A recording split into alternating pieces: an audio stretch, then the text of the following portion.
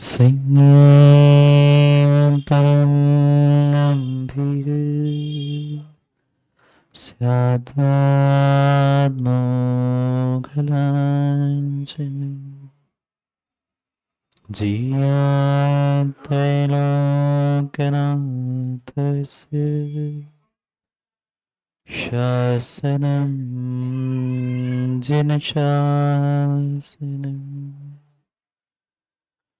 जय मंगलदानम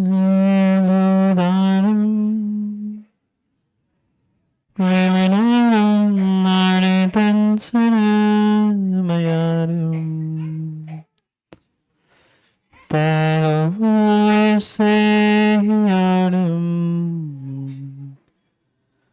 नमोऽस्या सर्वसेतारम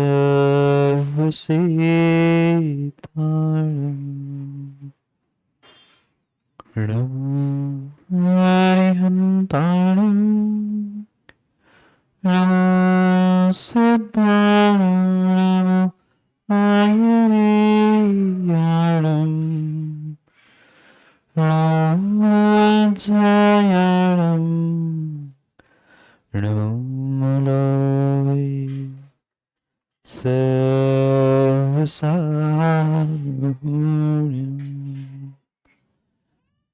अनंत अनंत परम सिद्ध भगवान की 1800 पार्श्वनाथ भगवान की परम पूज्य आचार्य भगवान कुंद कुंद स्वामी की परम पूज्य आचार्य भगवान गुरुवर विशुद्ध सागर जी महाराज की सनातन जैन धर्म की परम पूज्य मुनि सुप्रभ सागर महाराज जी, मुनि पूर्ण सागर महाराज जी की जय।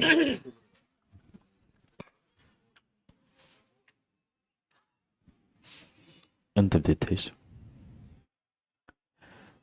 वर्धमान स्वामी के शासन में हम सभी विराजते और उनकी यह पावन पीयूष देशना हम सभी के लिए परम उपकारी। अनादिकाल से हमारी इस आत्मा में जो जन्म जरा और मृत्यु रूपी रोग लगे, उन रोगों का उपशमन करने वाली कोई परम औषधि तो यह एकमात्र जनवाणी। भव्यात्मा जीव ने अनादिकाल से पुरुषार्थ किए और अनादिकाल के पुरुषार्थ का ही शायद यह फल है कि वर्तमान में उसने इस दुर्लभ मनुष्य पर्याय को प्राप्त किया। और भी शायद बहुत पुरुषार्थ किया होगा जिसका प्रतिफल मात्र मनुष्य पर्याय रूप ही नहीं अपितु जैन कुल श्रावक पर्याय रूप भी प्राप्त हुआ। और भी उस पुरुषार्थ में विशेषता अवश्य ही होगी जब जीव ने मात्र मनुष्य पर्याय जैन कुल नहीं सच्चे देवशास्त्र गुरु का सानिध्य और सन्निधि को भी प्राप्त किया। पर ये सब कुछ मिलने के बाद भी जीव अगर इस दुर्लभता को समझने का प्रयास नहीं कर पा रहा है, मिले हुए अवसर का, मिले हुए मौके का सदुपयोग करना नहीं सीख पा रहा है, तो विश्वास मानना कई भवों का पुरुषार्थ चंद मिनटों में ही व्यर्थ हो जाएगा। क्योंकि अच्छा प्राप्त करने के लिए चाहे लौकिक क्षेत्र में हो चाहे किसी भी क्षेत्र में हो, ऊंचाइयों को प्राप्त करने के लिए, अच्छाइयों को प्राप्त करने के लिए बहुत मेहनत, बहुत पुरुषार्थ चाहिए पड़ती। और वही नीचे गिरने के लिए या घाटा प्राप्त करने के लिए मेहनत नहीं करनी पड़ती, एक छोटी सी गलती भी, एक छोटी सी गलती, एक छोटा सा निर्णय भी व्यापार में घाटा करने के लिए पर्याप्त है। क्यों विपिन भाई, क्या करते? व्यापार है।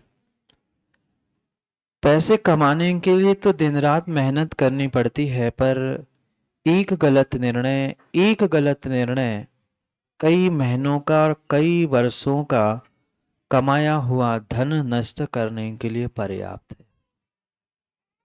बिल्कुल धर्म मार्ग में, जीवन के प्रत्येक कार्य में व्यक्ति को यही समझने की आवश्यकता है कि छोटा सा गलत निर्णय, छोटी सी गलती भी उसके लिए बहुत बड़ी सजा और बहुत बड़े पाप को कमाने के लिए निमित्त हो सके।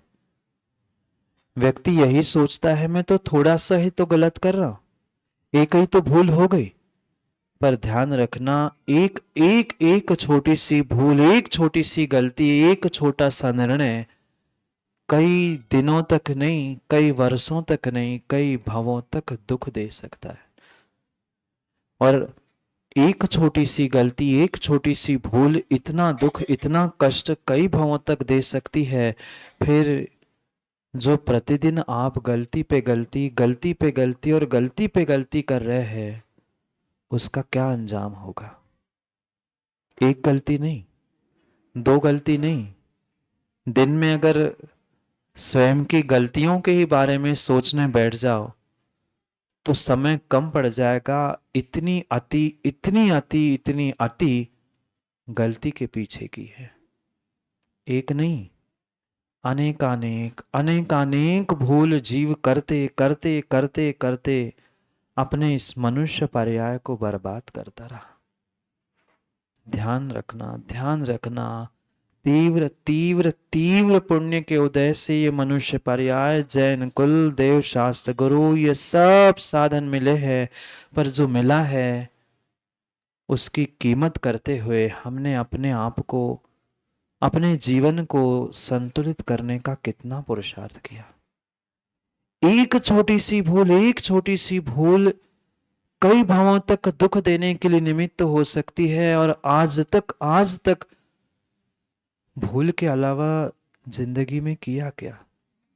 ये बात अलग है कि हम भूल को भूल मान नहीं पा रहे हैं, हम गलती को गलती स्वीकार नहीं कर पा रहे हैं, पर स्वीकार तो करना होगा, सच्चाई को स्वीकार करना होगा कि पुनः पुनः जान जान के हम गलती कर रहे हैं। अनजाने में करेंगे तो फिर भी कम पाप पड़ता था। हम तो जान के कर रहे हैं, नहीं कर रहे जान के। क्या 4 कसाय होती है, 5 पाप होते हैं, इनको आप लोग नहीं जानते?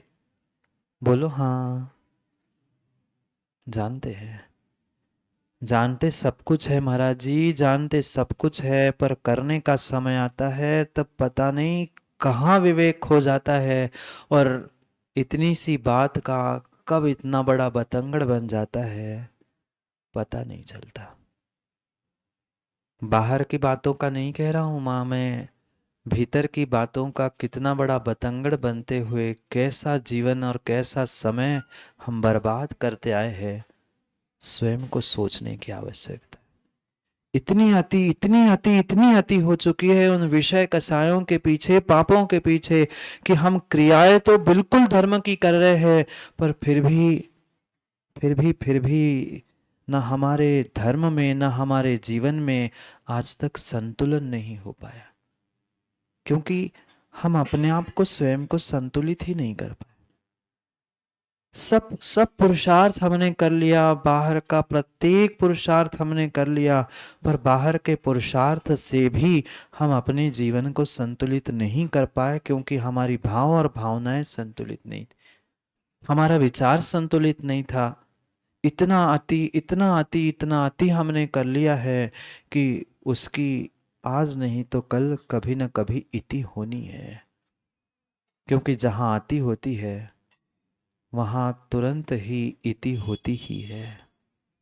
पूछ लेना रावण से, अति अति अति अहंकार में आकर उसी पर्याय में पंडित होने के बाद, ज्ञानी होने के बाद, विद्वान होने के बाद अतः देव शास्त्र गुरु के प्रति श्रद्धान होने के बावजूद भी मात्र मान कसाय की इतनी अति इतनी अति इतनी अति हो गई, उसी पर्याय में वैभव कुल सबकी इति वहीं पर हो गई। क्या जानता नहीं था? जानता था पर मान नहीं पाया था, इसलिए अति की इति होके जीवन समाप्त हो गया। ऐसा पुरुषार्थ, ऐसी भक्ति जो विद्या प्राप्त करने के लिए की थी उस रावण ने, वही श्रद्धा, वही समर्पण और वही शक्ति से अगर दिगंबर मुनि बनकर साधना करता तो शायद उसी भाव से वह भगवान बन जाता। क्यों नहीं बन पाया? अति कर ली थी। उसकी तो अति दिखती है, पर मैं जो अति कर रहा हूं मनुष्य बनने के बाद भी, उसका कभी हमने भान नहीं किया। उसका हमने कभी भान नहीं किया। आचार्यों ने कहा है अति सर्वत्र वर्जेत। अति सभी जगह, कहीं भी तुम अति करो वह अति वर्जनीय ही है, छोड़ने ही योग्य है। फिर हमें सोचना है हमने आज तक जो अति अति अति पाप किया है, अति अति करते हुए प्रत्येक कार्यों में जो अतिचार लगाए हैं, उन अतिचारों से मेरा व्रत, मेरा धर्म, मेरा जीवन, मेरी क्रियाएं कहाँ मुझे ले जाएगी, कहाँ मुझे ले जाएगी? मुझे स्वयं से स्वयं के लिए समझना होगा। पुरुषार्थ किया, कार्य किया, पुण्य भी किया, धर्म भी किया, जीवन भी जिया, पर प्रत्येक स्थान पर हमारे ऐसे ऐसे अतिचार, ऐसे ऐसे अतिरेक होते रहे जिन कारणों से मैं आज तक अपने जीवन में संभल नहीं पाया हूं, नहीं संभल पाया। मात्र बचपन ही संभलने के लिए नहीं होता। बचपन में भी नहीं समझ पाए, 55 में भी नहीं समझ पाए, 85 भी निकल गई, फिर भी हम अपने आप को संभल नहीं पाए। क्यों? क्योंकि हमने आज तक अतिचारों से बचने का प्रयास ही नहीं किया। न पूजन पाठ में, न दान धर्म में, न व्रत तप में, किसी भी विषय में हमने अतिचारों से बचने का प्रयास ही नहीं किया। समय मिला है उस शिक्षा को प्राप्त करने का, उस शिक्षा को प्राप्त करने का जिस शिक्षा के माध्यम से हम उन व्रतों को और शील को निरतिचारता से प्राप्त कर सकते हैं। 5 अणव्रतों की रक्षा के लिए जो 7 शील कहे थे श्रावकों के लिए, उन 7 शीलों की चर्चा कल हमने प्रारंभ की थी।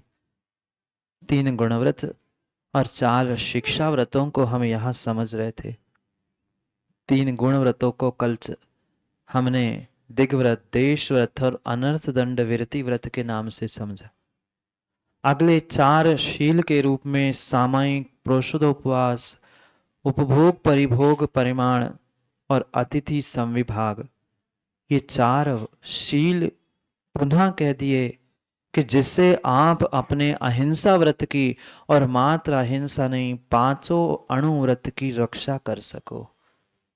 कितनी रक्षा कर रहे हैं? दूसरों की नहीं, अपने आप की, अपने धर्म की, अपने भावों की, अपनी भावनाओं की। मैंने आज तक कितनी कितनी रक्षा करने का प्रयास किया इन अतिचारों से।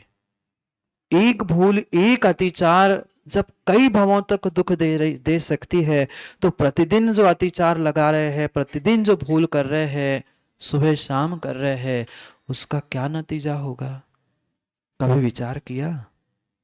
कभी विचार किया? दूसरों के बारे में तो विचार करते करते करते कई समय बीत गया, पर अपने बारे में विचार कर लेना। जो मैंने आज तक अतिचार लगाए हैं, जो आज तक मैंने दोष लगाए हैं, उस अति की इति इसी पर्याय में मेरे पुण्य की समाप्ति रूप तो नहीं होगी? बिना पुण्य के मनुष्य पर्याय, जैन कुल, ये सब साधन सुलभ नहीं हुए हैं, पर मिले हुए इन साधनों में भी हमने क्रियाओं को करते हुए, व्रतों को करते हुए, इनका पालन करते हुए अतिचार ही लगाने का प्रयास किया। कई बार माँ सामायिक भी की होगी ना मंदिर में बैठे बैठे, पर सामायिक में बैठे बैठे भी कितने अतिचार लगा लिए। कहने के लिए, दुनिया को दिखाने के लिए तो मंदिर में बैठकर 1 घंटा 2 घंटा सामायिक करी, माला फेरी, पर माला हाथ में कम फिर रही थी, मन बाजार में। कितने ज्ञानी है, जानते सब है, पर मान नहीं पा रहे हैं, मान नहीं पा रहे हैं, मान नहीं पा रहे हैं। मन का, वचन का और शरीर का दुष्प्रणिधान यानी दुरुपयोग करना, ये सामायिक के 3 अतिचार कहे। बैठे तो दुनिया को दिखाने के लिए सामायिक में है, एक आसन पे है, भगवान को देखने का प्रयास भी कर रहे हैं, पर भगवान को कम देख रहे हैं, आने जाने वालों को ज्यादा निहार रहे हैं। कौन देख रहा है मैं सामायिक कर रहा हूं, कौन नहीं देख रहा है। और जैसे ही भीड़ होती है, जैसे ही भीड़ होती है, पूजा करने का तरीका भी, बोलो ना, सामायिक करने का भी बिल्कुल, फिर भी एकदम 4-5 लोग आते, बिल्कुल आंख बंद करके ऐसे बैठ जाते जैसे भगवान ही बैठे, और जैसे खिसक धीरे से देख रहे, कैसे, कौन है, कौन गया, देख रहा है कि नहीं। ये शरीर का दुरुपयोग है, दुष्प्रणिधान। ये मन वचन का, ये तीनों योग हमें मिले थे, और सामायिक तो मात्र और मात्र अपने आप से चर्चा करने के लिए मिला था समय, पर सामायिक में भी दूसरों से बतियाते हैं। मुख भले ही नहीं खोलते, कल बताया ना, दांत नहीं खोलना पर बातें कर लेना। अब बात करने के लिए, मौन खोलने के लिए मना किया है, लिख लिख के चर्चा चल रही है। क्या है, कुछ कुछ मिनट भी हम देवशास्त्र गुरु के पास बैठकर, सामायिक में बैठकर पूजन करते समय भी अपने मन वचन काय योगों को नहीं संभाल पा रहे, फिर अन्यत्र जाकर, बाहर जाके हम क्या खाक संभाल पाएंगे। कुछ कुछ मिनट ही 24 घंटे में अगर एक टाइम सामायिक नहीं कर पा रहे, 10-15 मिनट भी सामायिक का पुरुषार्थ नहीं कर पा रहे हैं, तो फिर किस लिए हम धर्मानुष्ठान कर रहे हैं। त्यागियों के लिए, व्रतियों के लिए, प्रतिमाधारियों के लिए तो नियम से सामायिक करना ये अनिवार्य ही है। पर इसका मतलब ये नहीं है कि हमारा व्रत नहीं है तो हम सामायिक ना करें। सामायिक नियम से अभ्यास रूप प्रत्येक श्रावक को करनी होगी, और जो व्रती है उनके लिए तो जैसा विधि पूर्वक सामायिक का व्याख्यान किया है, बिल्कुल वैसा ही विधि पूर्वक 1 समय 2 समय या 3 समय जितनी प्रतिमाएं हैं उनके अनुसार करना ही करना होगा। पर बहुत सारे जीवों को, कमल भाई, व्रती मतलब बनने के बाद, प्रतिमा लेने के बाद भी सामायिक क्या होती है ये नहीं पता। पूछने आते, महाराज जी प्रतिमाएं तो ले ली, पर सामायिक करना आवश्यक है। एक आध बार कर लेंगे, 10 मिनट की तो रोज कर लेते, कम से कम 48 मिनट की सामायिक प्रतिमा के अनुसार, पहली प्रतिमा में 1, दूसरी प्रतिमा में 2 और तीसरी प्रतिमा में 3 बार अगर नहीं की है तो आपके प्रतिमा का कोई अर्थ ही नहीं है। क्या मात्र दुनिया को दिखाने के लिए और शुद्ध कपड़े पहनकर शुद्ध भोजन करने के लिए तुमने प्रतिमा धारण की? नहीं, हमारा शुद्ध आचरण भी तो हो, हमारे शुद्ध विचार भी तो हो, पर शुद्ध आचरण शुद्ध विचार तभी हो पाएंगे जब आधा 1 घंटा हम अपने लिए समय देकर सामायिक करना सीख लेंगे।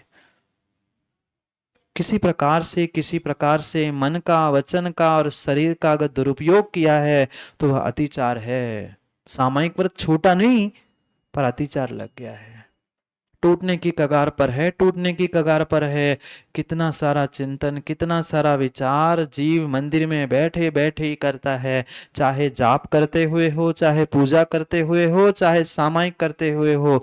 दुनिया भर की पूरी पंचायत सामायिक में ही, ऐसा करना है, वैसा करना है, अब ये कर लूंगा, वो कर लूंगा। पूरी सामायिक किस में चली गई? उन विकताओं के ही चिंतन करने में चली गई। कहीं भोजन कथा, कहीं श्री कथा, कहीं चोर कथा, कहीं राज्य कथा, इनका ही चिंतन करने में, विकथाओं के चिंतन में कह नहीं पा रहे, पर चिंतन मन में वही चल रहा है, दुष्प्रणिधान मन का, वचन का और काय का। बोलना भी है, वचनों का प्रयोग भी करना है, तो मात्र सच्चे देव शास्त्र गुरु की स्तुति वंदना के अलावा अन्य कोई भी शब्द पूजा पाठ करते समय भी और सामयिक करते समय भी नहीं निकलना चाहिए। पर आधी तो बातें पूजा करते करते ही माताओं हो जाती है, हो जाती है। कहीं ना कहीं व्यक्ति बोल ही पड़ता है।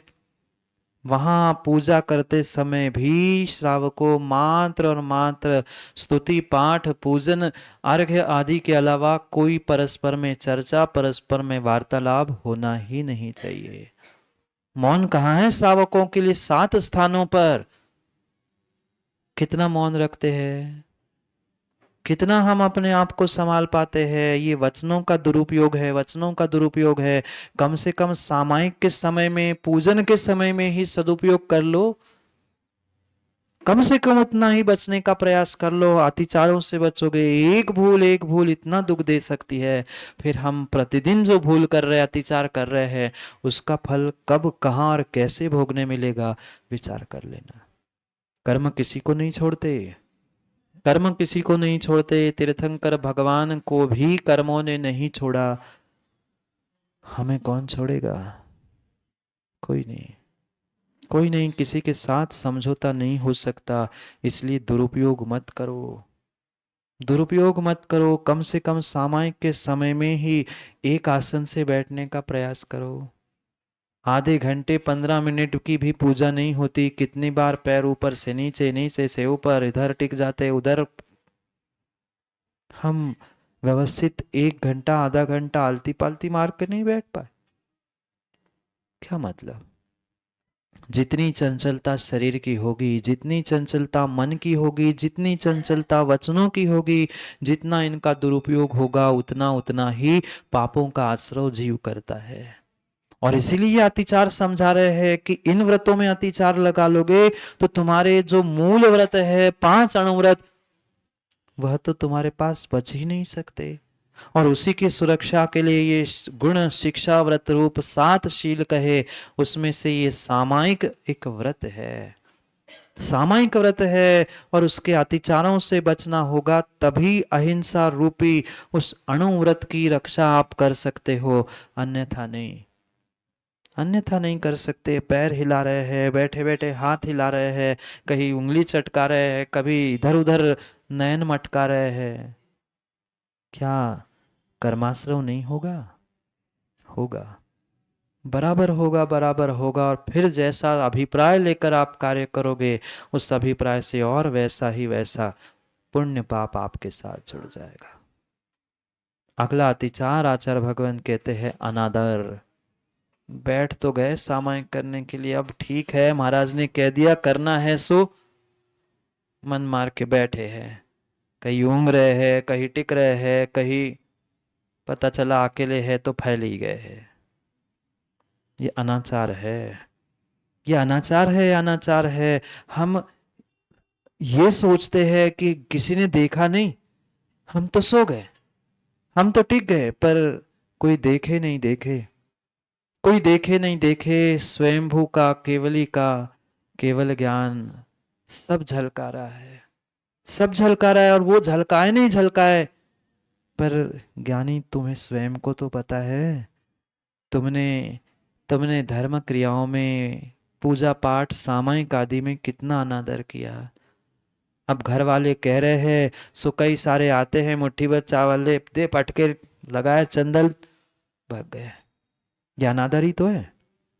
किसी भी कुशल क्रिया में जो मेरा अनादर चल रहा है, यही प्रमाद है। और प्रमाद ही प्रत्येक हिंसा की जड़ है, प्रत्येक हिंसा की जड़ प्रमाद है। जहां प्रमाद है, अनादर है, वहां नियम से हिंसा ही हिंसा प्रारंभ है। कम कार्य करो, कम कार्य करो। कल एक माँ पूछ रही थी सम्यक समाधान में, महाराज जी इतने नियम, इतने नियम, इतने हम जाप करते कि हम जाप करना ही भूल गए, नियम क्या लिए थे यही भूल गए। भाई नियम लिए क्यों? इतने जाप करने से क्या मतलब? 4 ही जाप करो, पर विवेक पूर्वक करो। 2 ही नियम लो, पर श्रद्धा से समर्थ होकर और विवेक पूर्वक करो ना। पर दिखाने के लिए तो 50 काम हम फैला लेते हैं और करते समय 4 भी नहीं समेट पाते। ये हमारा अनादर है, भूल ही गए हम। क्या माला फेर रहे थे, कौन सी पूजा कर रहे थे, सामने ग्रंथ नहीं था। अब दिमाग में ऐसा विचार चलता गया, पूजा शुरू की थी पारसनाथ की और विसर्जन करते समय अर्घ चढ़ाया चंद्र प्रभु का। फिर याद आ गया मैं तो कौन सी पूजा कर रहा था। होता है, कई बार होता है, अर्घ्य कुछ बोलते हैं और मंत्र कुछ और ही बोलकर समर्पित कर दिया। मात्र पूजा में नहीं, सामायिक आदि में भी, भक्ति पाठ आदि में भी, जप जाप आदि में भी हम अगर भूल रहे हैं, विस्मृति को प्राप्त कर रहे हैं, तो ये स्मृत्यनुपस्थान नाम का अतिचार है। विस्मृत मत हो, भूलना ये समझदारी नहीं है।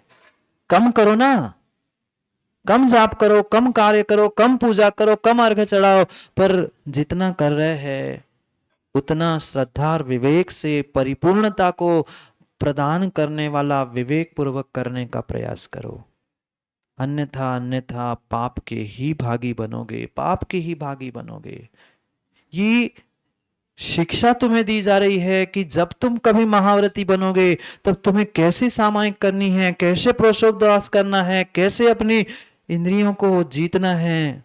ये सिखाने के लिए शिक्षाव्रत कहे है कि तुम भी सामायिक करना सीख लो, तुम भी सामायिक करना सीख लो। चारों दिशाओं में आवर्त करते हुए, दिग्वंदन करते हुए, संकल्प पूर्वक 5 पापों का विसर्जन करते हुए बैठना, अपने आप से बात कर लेना, अपने आप को समझ लेना, अपने आचरण को निहार लेना, ये सामायिक थी।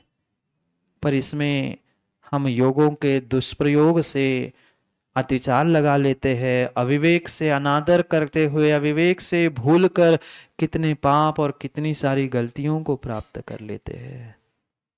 अगले शील को समझाते हुए कहते हैं प्रोषोधोपवास, प्रोषद उपवास, अष्टमी चतुर्दशी को उपवास, और एक दिन पहले और एक दिन बाद में एकासन। ये उत्कृष्ट विधि है प्रोषोधोपवास की। नहीं कर पा रहे हैं उत्कृष्ट विधि, कम से कम अष्टमी चतुर्दशी पर्व के दिनों में हम 3 एकासन या कम से कम एकाध एकासन करते हुए ही उसका अभ्यास करना सीख ले। ये ध्यान रखना, हमारा जो वीतराग विज्ञान है, हमारा जो जैनागम है, ये कई कई कई अधिक गुना वैज्ञानिक है आज के वैज्ञानिक साइंस की अपेक्षा से। साइंस क्या बताएगा, आज का विज्ञान क्या बताएगा? ऐसे गहरे गहरे सिद्धांत हमारे वीतराग विज्ञान ने बताया है। क्यों अष्टमी चतुर्दशी के दिनों में ही प्रोषोधोपवास कहा? उसके पीछे भी कुछ गणित आचार्यों ने बताया है। ये शाश्वत पर्व के दिन है और इन पर्व के दिनों में, अष्टमी चतुर्दशी के दिनों में कुछ ऐसे निमित्त नैमित्तिक संबंध बन जाते हैं जिनके कारण से जीवों के भाव विचलित होने की पूर्ण संभावना होती है। आप देख लेना, पूरे देश में, और देश में नहीं, पूरे राष्ट्र और पूरे सभी जगत में देख लेना, जितनी बड़ी आपदाएं, विपदाएं, संकट कभी आए हैं तो लगभग अष्टमी चतुर्दशी के ही आगे पीछे के ही दिनों में आते हैं।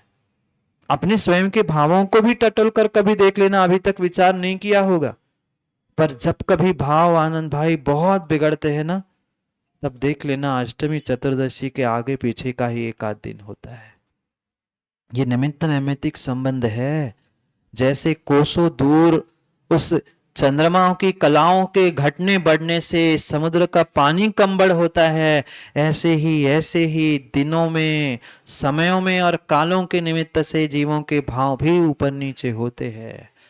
और ऊपर नीचे होने पर भी अपने भावों को संभालने के लिए, असंयम से बचने के लिए, संयम को प्रदान करने के लिए ये प्रोषोधोपवास व्रत श्रावकों के लिए कहा है कि अष्टमी चतुर्दशी के दिन आगे पीछे एकासन और उपवास के साथ अपने आप को संभालने का प्रयास करो।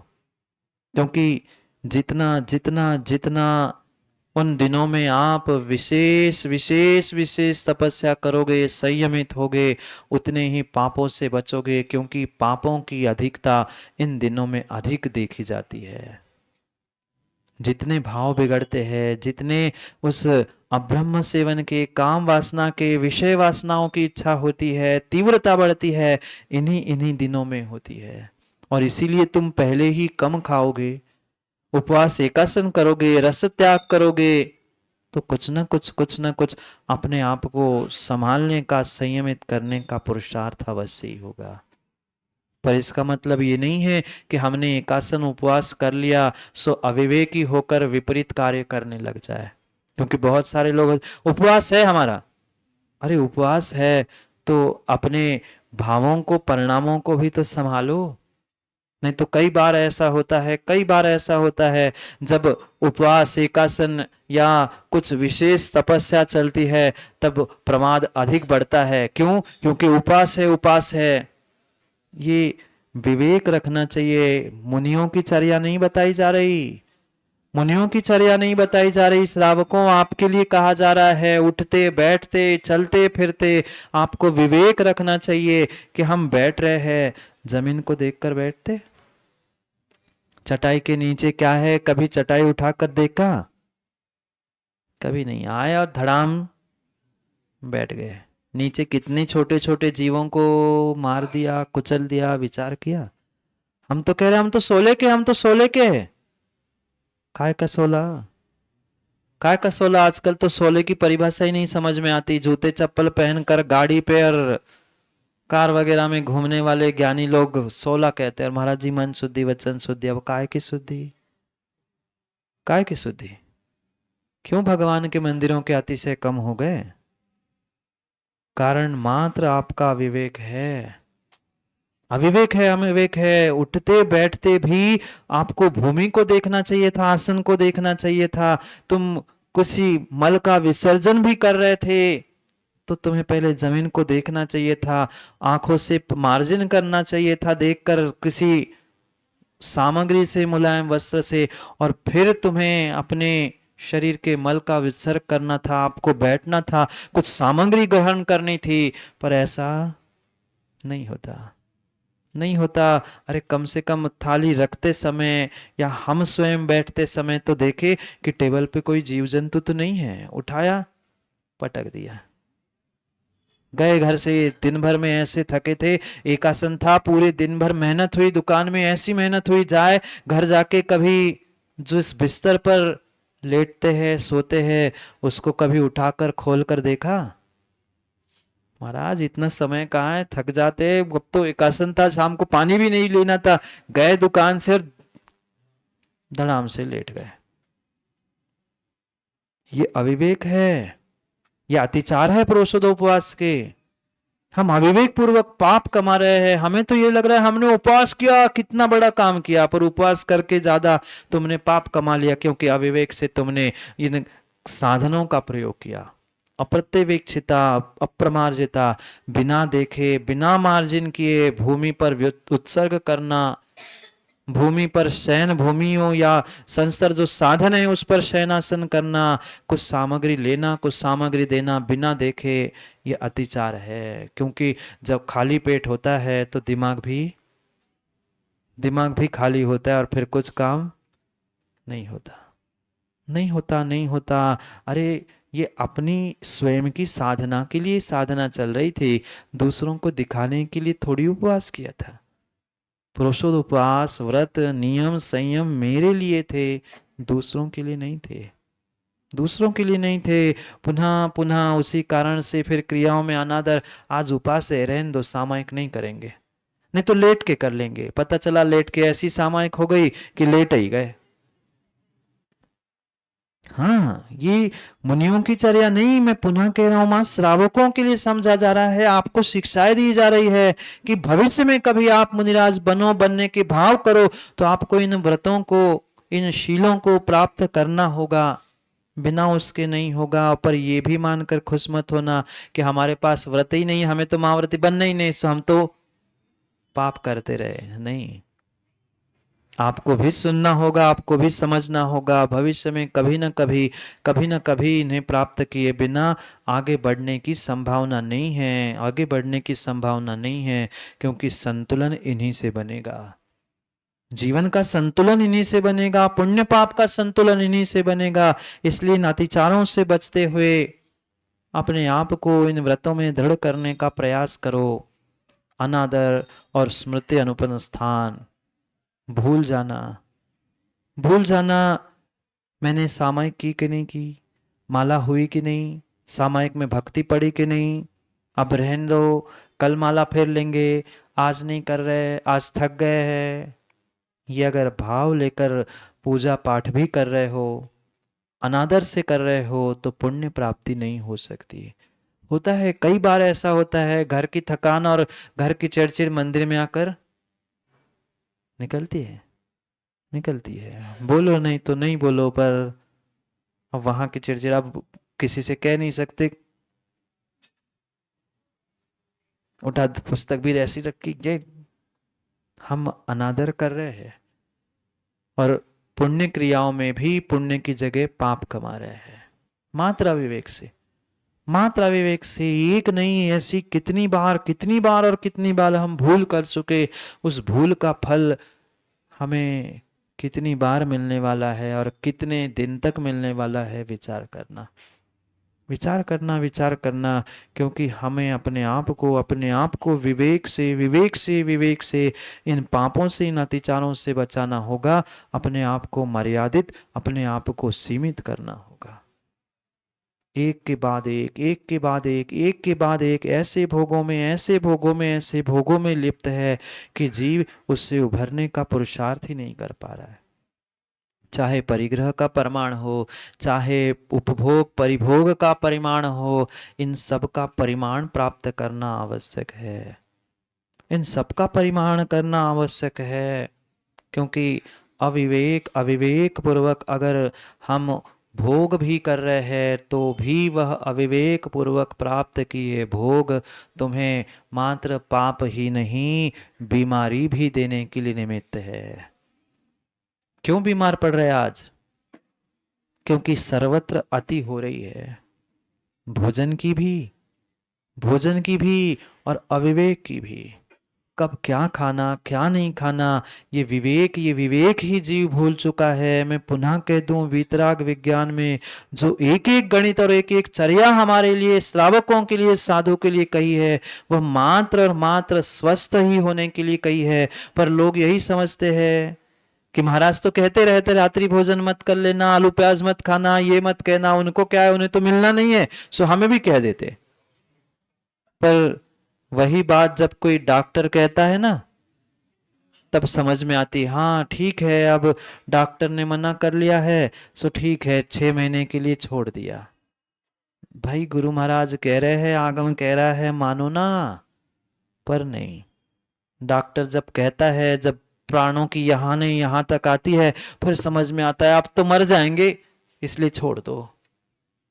भाई पहले जब हमारे जिन शासन ने, वीतराग विज्ञान ने कहा है कि विवेक पूर्वक भोजन करो, विवेक पूर्वक भजन करो, विवेक पूर्वक कार्य करो, ना भजन में विवेक बचा है, ना भोजन में विवेक बचा है।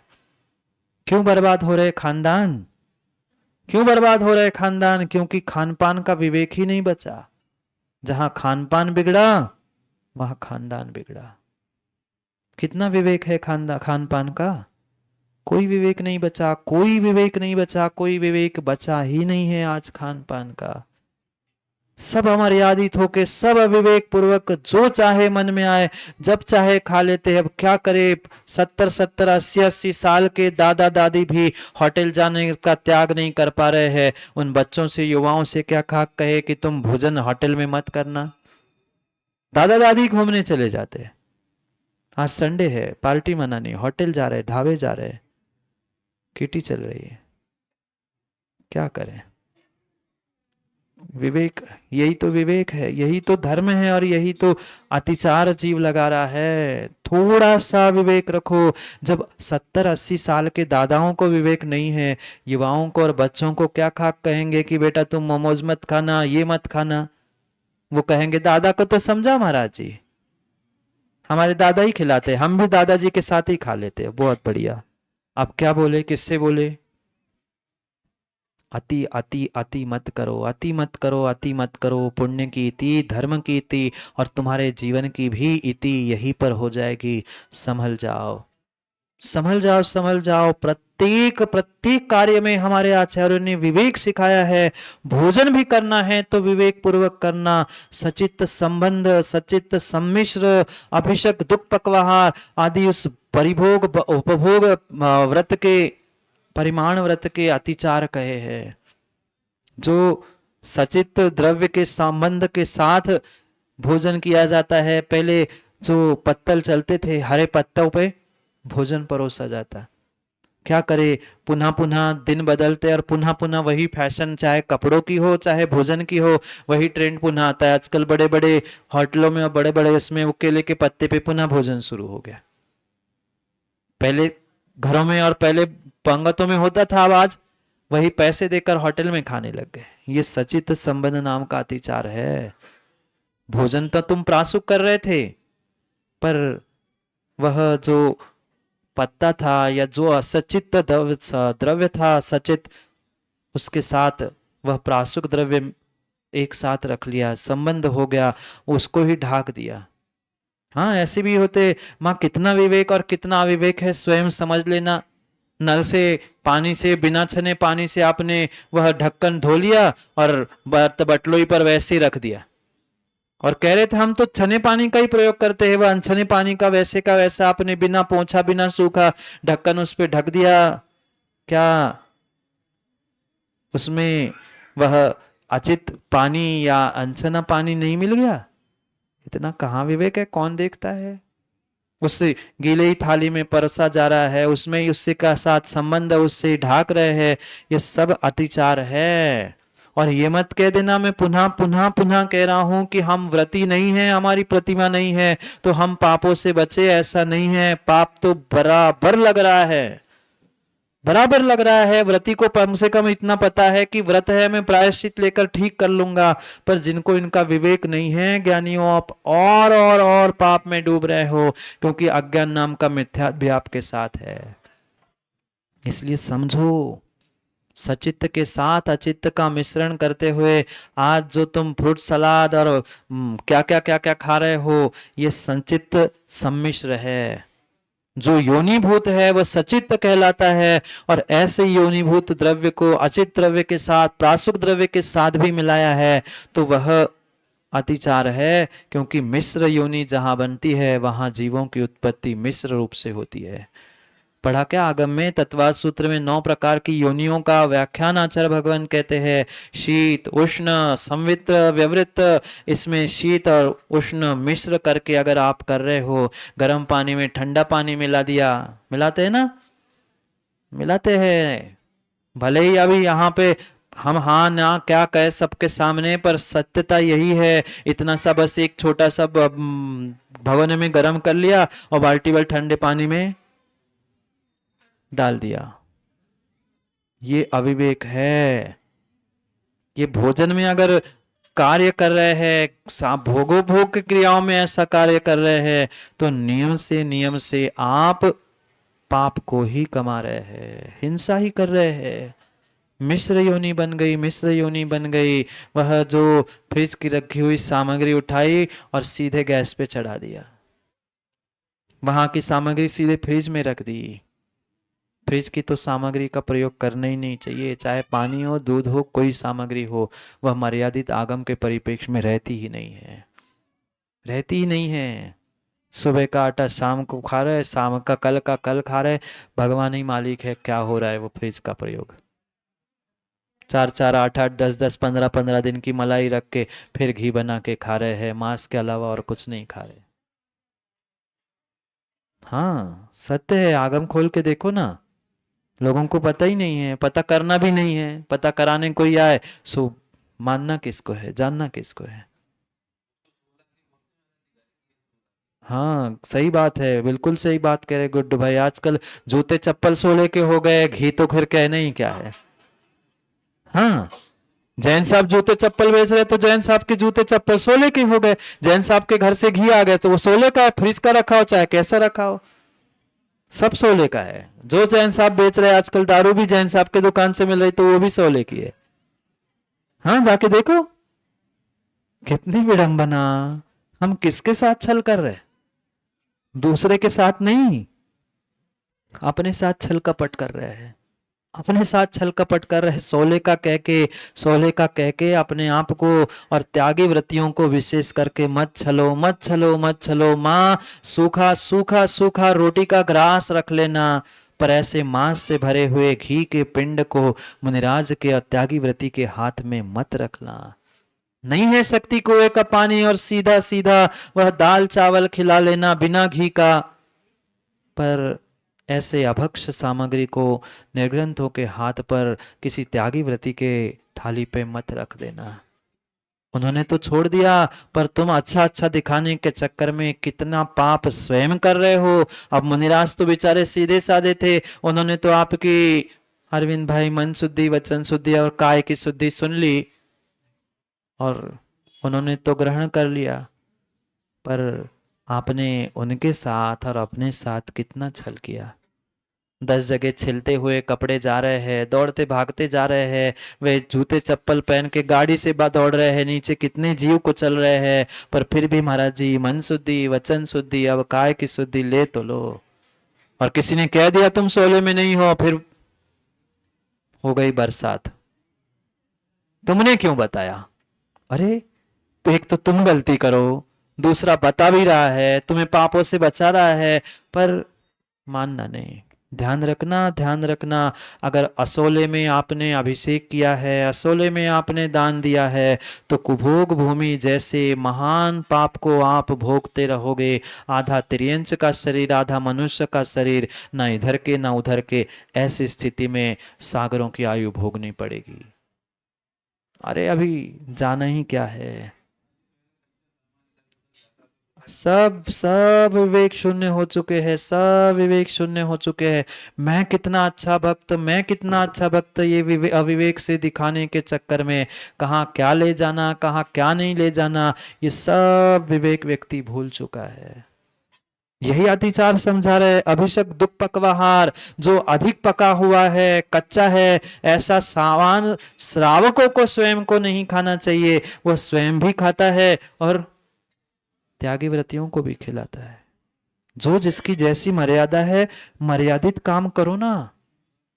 बेशक जिससे तुम्हारी गरिष्ठता बढ़ रही है, जो तुम्हारे लिए विषय वासनाओं को बढ़ाने के लिए निमित्त बन रहा है, ऐसा भोजन श्रावकों आपको भी नहीं करना चाहिए। फिर त्यागी व्रतियों को तो कहना ही क्या। ये व्रत है, उपभोग परिभोग जितनी आवश्यकता है ठीक है, शरीर चले उतना ही भोजन होना चाहिए। बल और वीर्य को बढ़ाने वाला भोजन नहीं होना चाहिए। अगर वही इष्ट इष्ट और गरिष्ठ भोजन किया जा रहा है तो उपभोग परिभोग परिमाण व्रत का अतिचार है। कच्चा भी नहीं खाना चाहिए और जला हुआ भी। बहुत सारों को तो जला इतना पसंद होता है, जान जान के जला जला के खाते। बासा खाना, जला खाना, ये जितना भी है ये पाप का ही साधन है। न खाओ न खिलाओ, न खाओ न खिलाओ। ये विवेक पूर्वक कार्य करोगे तो पुण्य मिलेगा, अन्यथा मिलने वाला नहीं है। आखिरी आखिरी शील रूप जो कहा है वह बनने वाले निर्ग्रंथों को लिए समझाया है। क्योंकि ज्ञानियों ध्यान रखना, जिसने जीवन में कभी कभी कभी स्वयं चौका लगा के पड़घान नहीं किया है, वह कभी नहीं जानता कि आहार कैसे किए जाते हैं। कैसे आहार किए जाते हैं ये सीखने के लिए पहले अतिथि संविभाग नाम का श्रावकों के लिए व्रत कहा। कितनों ने किया जीवन में आज तक अतिथि संविभाग? दिखावा नहीं। अतिथि यानी जो निर्ग्रंथ मुनिराज है, जिनके आने की तिथि नहीं होती और जाने की भी तिथि नहीं, ऐसे निर्ग्रंथ धरती के देवता ही अतिथि होते हैं। उनका संविभाग करना, उनको पढ़ा कर उनका निर्विघ्न आहार करना, ये श्रावकों आपका व्रत है। ये आपको नियम लेना चाहिए कि नगर में अगर साधु है तो यथासंभव हम पहले उनको दान दे और फिर स्वयं आहार ग्रहण करें। आजकल तो पहले चाय नाश्ता होती है और फिर महाराज जी मन शुद्धि वचन शुद्धि, अब काय की शुद्धि। हाँ ऐसा ही है। और कम से कम अरे तुम्हें औषधि लेनी थी, चाय पानी लेना था तो घर का ही लेते, बढ़िया। अब आगे की नहीं कह रहा हूं, समझ जाओ। काय की शुद्धि बची, काय की शुद्धि बची। ये श्रावकों, आपका अविवेक साधु की चर्या, साधु का स्वास्थ्य बिगाड़ने के लिए निमित्त बन रही है। ठीक है, साधु का स्वयं का उपादान कर्म सब कुछ है, पर निमित्त तो आप बने। कहीं ना कहीं निमित्त सामने आता है तभी वो उपादान वैसा कार्य करता है। पिछला कर्म उदय में आया पर निमित्त तो आप बन रहे हो। विवेक पूर्वक काम करो, विवेक पूर्वक काम करो। सचित्त निक्षेप, सचित्त अपदान, पर व्यपदेश, मात्सर्य और कालातिक्रम, ये अतिथि संविभाग के अतिचार है। ये अतिथि संविभाग के अतिचार है। जैसे ऊपर प्रोषोदोपवास नहीं, भोगोपभोग परिमाण के में कहा सचित्त संबंध कर लिया। अरे ये विवेक तो रखो, ये विवेक तो रखो। हम कर क्या रहे हैं? सचित्त के साथ अचित्त को रख रहे हैं, अचित्त के साथ सचित्त मिला के रख रहे हैं, उससे ही ढाक रहे हैं, उस पर ही सब कुछ रख रहे हैं। ये अविवेक है। ढाकते समय माँ ढक्कन ढाकते समय कभी कुछ छाकते समय विवेक रखा, नीचे से पहुंच के रखे, वही जमीन पे रखा, वही उठा के रख लिया। आजकल तो सभी बर्तन जमीन पे ही रख देते, कई सारे दिखते जगह पे देख। फिर मुनिराज लौट आते तो फिर कहते अरे महाराज ज्यादा देखते। अरे तुम अविवेक से काम करो। जमीन पे कोई सामग्री बर्तन थाली रखोगे तो कैसे उसका ग्रहण किया जाएगा? पर नहीं, क्या करें? ये सचित्त निक्षेप है, सचित्त जगह थी। कोई चींटी कोई जीव नीचे कभी भी चल सकता है। नीचे कुछ तो रखो, टेबल रखो, पाटा रखो, तभी तो वे सचित होने से बच जाएगा। नहीं तो सब गड़बड़ है, सब गड़बड़ है, सब गड़बड़ है। पर व्यपदेश, बहुत सारे लोग तो अब आहार देने तो आना नहीं गुड्डू भाई, बाहर खड़े होते, बुरा नहीं मानना, पर बाहर खड़े खड़े ही जोर से कहते मेरे तरफ से भी एक दे दो, मेरे तरफ से भी, आज महाराज जी मेरे तरफ से, मेरे तरफ से। ये पर व्यपदेश है। दूसरे के लिए आदेश करते हुए दूसरे के माध्यम से न दिया जाता है, न दूसरे के लिए माध्यम से लिया जाता है। देना है तो स्वयं धोती बदलो, आओ दो, और नहीं तो दूर से अनुमोदन कर लो। ये कभी कहना मत मेरे तरफ से ले लो महाराज, मेरे तरफ से दे दो, नहीं। दान स्वयं के ही हाथ से होता है, दान स्वयं के हाथ से होता है। दूसरों के हाथ से दान कभी भी नहीं होता, कभी नहीं होता। आजकल माताएं घुसती दूसरे के चौकों में, अब पहले खड़ी हो जाती लड़के, हम देंगे, और इतना नहीं, इतना सारा हमें देना, एक नहीं, दो नहीं, चार नहीं। अरे दूसरे के चौके में हमें एक ग्रास भी देने के लिए मिल गया, अनुमोदना मिल गई, हाथ लगाने मिल गया, तो भी आपका पुण्य था। पर क्या सोचते हैं? नहीं, हमें ही पूरा देने मिले, हम ही दे। चौके वाले सोचते हैं कि हमने महाराज को खरीदा है सो हम दे, और बाहर वाले सोचते हैं कि हम देने चाहते हैं सो हम दे। अब दोनों देने में लड़ जाते हैं, सो पता चल गया हो ही गए पूरे महाराज के हार। हाँ, कई जगह पे हमने देखा। अब हमने पड़ गया, अरे तुमने पड़ गया भाई, तुम तो ये पुण्य मनाओ कि तुम्हारे घर में वैसे ही मुनिराज आ गए, सामग्री तुम्हारी, द्रव्य तुम्हारा, सब कुछ तुम्हारा, पर लड़ते नहीं मेरा चौका है, हमारे को हमें आने दो। अरे भाई तुम ना भी देते तो भी तुम्हें पुण्य मिला था, जिनको पड़गान नहीं मिला था उनके आगे करते, भैया तुम्हें नहीं मिला तू पहले दे दे, मुझे तो देने वैसे ही मिल रहा, मेरा तो द्रव्य वैसे ही पुण्य में लग रहा है। पर इतनी सोच, इतनी सोच नहीं है, इतनी सोच नहीं है। कभी दान दूसरे से नहीं होता, दूसरे का दान भी नहीं होता। दूसरे के घर में जाकर जो धावा बोल देते ना, इधर के उधर, उधर के उधर, चौके वाले तो बेचारे सहमे से रह जाते हैं, और दूसरे आके इधर का उधर कर जाते। पता चला जहां सामग्री रखी वहां कुछ है ही नहीं है। हाँ, तो डर उन्हीं को लगता है ना, माथे पे उनके ही आएगी। सो अभी देखने ही लग जाए ना महाराज जी, अंतराय तो दूर की बात, वे देखने लग जाए ना गौर से, आधे तो वो पीछे के पीछे खिसक जाते। भैया क्या करें? विवेक सीखो, विवेक सीखो। दान स्वयं के द्रव्य का होता है, दान स्वयं के द्रव्य का स्वयं के हाथ से ही होता है। पर व्यपदेश ये अतिचार है। कभी मात्सर्य ईर्ष्या मत करना। ये इसलिए कह रहा था कि चौके में कई बार ऐसा होता है, हम कहते तो है मन शुद्धि वचन शुद्धि काय शुद्धि का, न मन की शुद्धि न वचन की शुद्धि न वस्त्रों की शुद्धि न काय की शुद्धि, बस दे रहे हैं, बस दे रहे हैं। विवेक रखो, मात्सर्य ईर्ष्या कभी मत करना। अरे तुमने एक ग्रास भी दे दिया, एक पानी का अंजलि भी आपने चला ली है तो आपको पुण्य मिल गया। द्रव्य आपका था, चौका आपका था, तो वैसे ही आपको पुण्य मिला, और आपका था ही नहीं तो आपको क्या मिल गया? दूसरों के घर में जाकर दे दिया, आपको क्या मिला? द्रव्य उसका था। अरे हम दे रहे हैं, देने की मना नहीं है, पर कम से कम इतना तो विवेक रखो कि कुछ कुछ हम विवेक पूर्वक कार्य करें। दूसरों से ईर्ष्या मात्सर्य लड़ाई झगड़े, वो चम्मच खींच रहे हैं, कटोरी खींच रहे हैं, भले ही वो गिर जाए अंतराय हो जाए, पर हमें देना, एक हाथ में पकड़े दूसरे हाथ से भी चाहिए। क्या करे, कितनी विडंबना। मत करो ईर्ष्या, मिलेगा सबको मिलेगा, और नहीं मिलेगा तो अनुमोदन करने का फल ज्यादा मिलेगा ना खींचातानी करने से, ईर्ष्या करने से, लड़ाई करने से। वही लड़ रहे हैं, वही सुना रहे हैं, मेरा चौका है, हम बाहर से आए। अरे भैया, तुम्हारी काय की शुद्धि बची?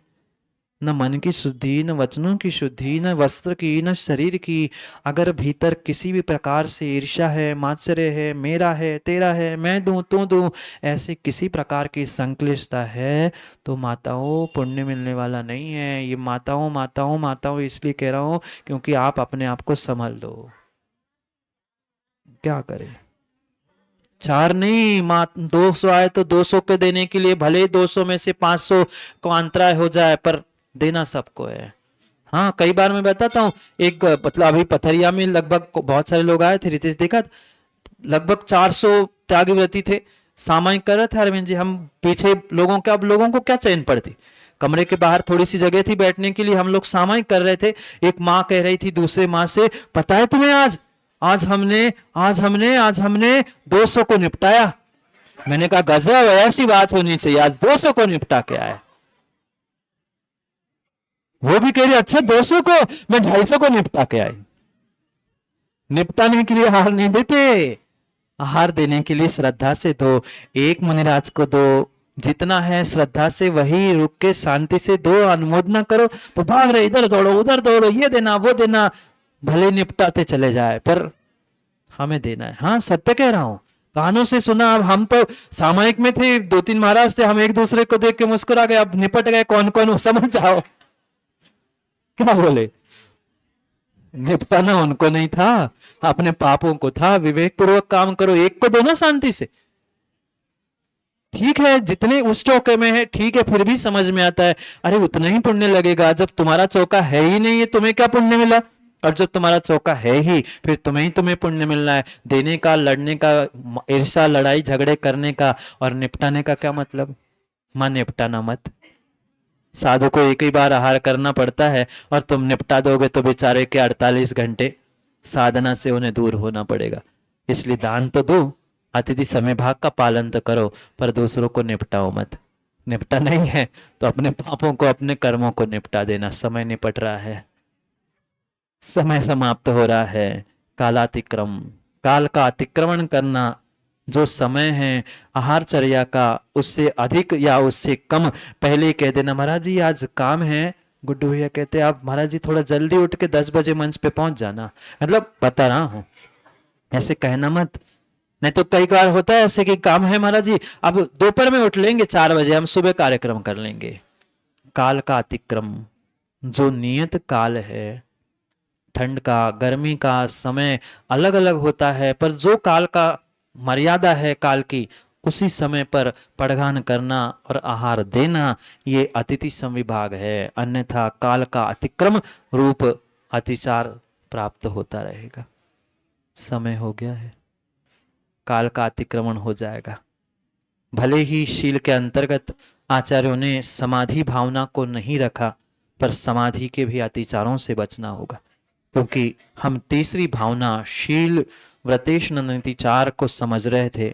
शील में और व्रतों में समाधि को भी आचार्यों ने व्रत के शील के अंतर्गत सहायकता के रूप से कथन किया है, किसी प्रकार के जीने की मरने की आशंका ना होना, मित्र के प्रति मेरा मित्र मेरे परिवारजन आ जाए, ये भावनाओं को रख रहे हैं, तो ये सभी समाधि के अतिचार है। इन अतिचारों से बचे, क्योंकि अति सर्वत्र वर्जेत। अति है तो इति हो जाएगी, अति है तो इति हो ही जाएगी। इसलिए समझे समझे विचार करें हम कैसे इन पापों से, इन दोषों से, इन गलतियों से बचने का पुरुषार्थ करें। क्योंकि एक गलती, एक भूल जब बहुत दुख दे सकती है, तो बहुत सारी की हुई गलती हमारे लिए कितनी दुख और कितने पाप दे सकती है। क्यों नहीं दान का पुण्य मिल रहा, क्यों नहीं पूजा का पुण्य मिल रहा, क्यों नहीं व्रत तप जप उपवास का पुण्य मिल रहा? क्योंकि ये अतिचार मैं सर्वत्र सर्वत्र सर्वत्र करते आया हूँ। इसी कारण से इन अतिचारों से मुझे फल पूर्णता से नहीं मिल पा रहा, फल पूर्णता से नहीं मिल पा रहा है। इसलिए सोचे समझे अतिचारों से अतिचारों से बचे और अपने पुण्य को बढ़ाने का प्रयास करें। समय समय हो गया, क्या करे, अब तो अशोका गार्डन का पूरा ही समय हो गया। क्या पुण्य है अशोका गार्डन वालों का, आए थे 3 दिन के लिए, पर साधु को श्रावकों के पुण्य के कारण से चाहे बीमार पड़ना पड़ा कह दो या नियोग ऐसा कह दो कि 3 दिन के 5 दिन का सानिध्य आप सबको सौभाग्य के रूप में, पुण्य के रूप में, बढ़ोतरी के रूप में मिला। ऐसा ही पुरुषार्थ शायद अभी तक की भोपाल की प्रवास में सबसे अधिक समय अशोका गार्डन वालों को ही मिला है। ये आप सभी का पुण्य का तीव्र उदय है, जो सौभाग्य आपको मिला। और आने वाले दिनों में भी ऐसा पुरुषार्थ करना कि तीर्थंकर परमात्मा के उस पंच कल्याण के निमित्त से जो सौभाग्य आपको भोपाल में प्रति माह और प्रति समय मिलता रहता है, क्योंकि वहाँ आज शिवनगर में पंचकल्याणक का समापन होगा और वहाँ नेहरू नगर में नीलवड़ पंचकल्याणक में मुनिराज जी के आगवानी के साथ वह सौभाग्य ये भोपाल नगर का है। मैं तो किसी कॉलोनी और नगर का नहीं, मैं तो पूरे नगर भोपाल का सौभाग्य मानता हूं कि क्या सौभाग्य है। कभी सालों में एक आध पंचकल्याणक होता था, आपको पुनः पुनः वो परमात्मा का पंचकल्याणक जगह जगह पर और कॉलोनी कॉलोनी में देखने के लिए मिल रहा है। यह आप सभी का सौभाग्य है, पर तभी आप उसे प्राप्त कर पाओगे जब घर की ठंड छोड़कर आप लोग तो नहीं आओगे ना, कल्याण कायोत्सव की नहीं आएंगे। आओगे तो विपिन भाई पाओगे, क्योंकि जिनवाणी पुनः कब कहाँ और कैसे सुनने के लिए मिल जाए कोई भरोसा नहीं। और कुछ दिन भोपाल वासियों को ये जिनवाणी, ये देशना सुनने का सौभाग्य मिलेगा। यूं तो बहुत सारे मुनिराज और उनकी देशना सुनते ही होंगे, पर पुनः पुनः इस देशना को, प्रवचन को, उपदेश को सुनने का प्रयास करना। क्योंकि एक अक्षर भी अगर जीवन में उतर गया ना, विश्वास मानो जीवन बदल सकता है। एक अक्षर, एक पंक्ति भी जीवन में उतर जाएगी तो जीवन बदल सकता है। इसलिए सोचना, समझना और विचार करना। पुनः पुनः मौका मिले, जरूरी नहीं है 10 साल बाद भोपाल आए, 10 साल बाद भोपाल आए हैं, पता नहीं पुनः कब कहाँ कैसे आएंगे, क्योंकि गुरु की आज्ञा है। हम तो सोच रहे थे और भी रुकने का मौका मिल जाता, पर क्या करे, गुरु की आज्ञा आई है। उस सम्मेद शिखर की यात्रा के लिए आगे अग्रसर होना है। अब कौन कैसा, और जो माताएं दोपहर में वो स्वाध्याय में बैठी हो, किसी ने सुना होगा, तो ऐसा अद्भुत वर्णन उस सम्मेद शिखर की यात्रा का कहा है कि वास्तव में सुनते सुनते ही हमारे भाव बने, और ऐसे सुनते सुनते रोंगटे खड़े हो गए। कई सारे राजा और कई सारे उन महापुरुषों ने जो यात्रा की, आनंद भाई, 1-2 नहीं, करोड़ों साथियों को साथ लेकर वह यात्रा उन जीवों ने की। आज करोड़ों नहीं चल पाए, कम से कम ये भोपाल महानगर से प्रारंभ होने वाली वह सम्मेद शिखर की यात्रा प्रभावना के साथ करने का वह विचार है। अब देखते हैं कौन प्रभावना करने में जुड़ता है और कौन, आगे की नहीं कह रहा हूं, बाकी आप समझ जाओ। क्योंकि ये सौभाग्य पुनः पुनः मिले ये संभव नहीं है। शिखर जी की यात्रा आज भले ही श्रावकों आपके लिए तुरंत गाड़ी फ्लाइट से बहुत आसान हो चुकी है, पर ऐसा ऐसा ऐसा महात्म है। एक एक टोक का वर्णन उस समय शिखर महात्म ग्रंथ में लिखा है कि 16 करोड़ प्रोषदोपवास, जो प्रोषदोपवास की चर्चा कर रहा था ना, बिना प्रोषदोपवास किए माँ एक एक टोक का अगर दर्शन किया, किसी का 16 करोड़, किसी का 1 करोड़, किसी के लाखों प्रोषदोपवास के व्रत का फल मिलता है।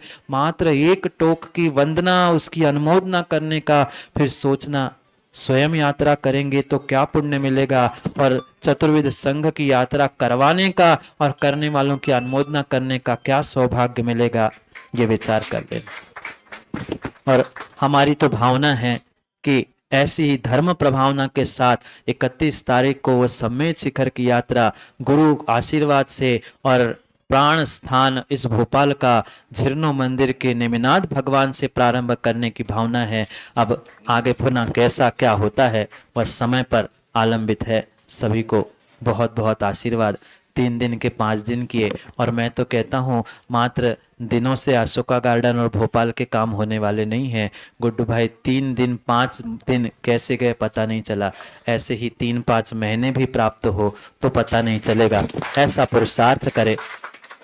पुरुषार्थ करे कि हमें ऐसा ही सानिध्य मिले और हमारा जीवन बदलने के लिए हम प्रेरणा प्राप्त करते हुए पुरुषार्थ करें। समय पर समय की बात के लिए अब कल नहीं मिल पाएंगे अशोका गार्डन में, आप आओगे तो जनवाणी तो सर्वत्र ही सुबह दोपहर शाम आपको प्राप्त होती रहेगी।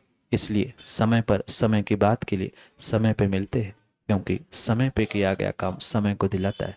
बोली भगवान महावीर स्वामी की।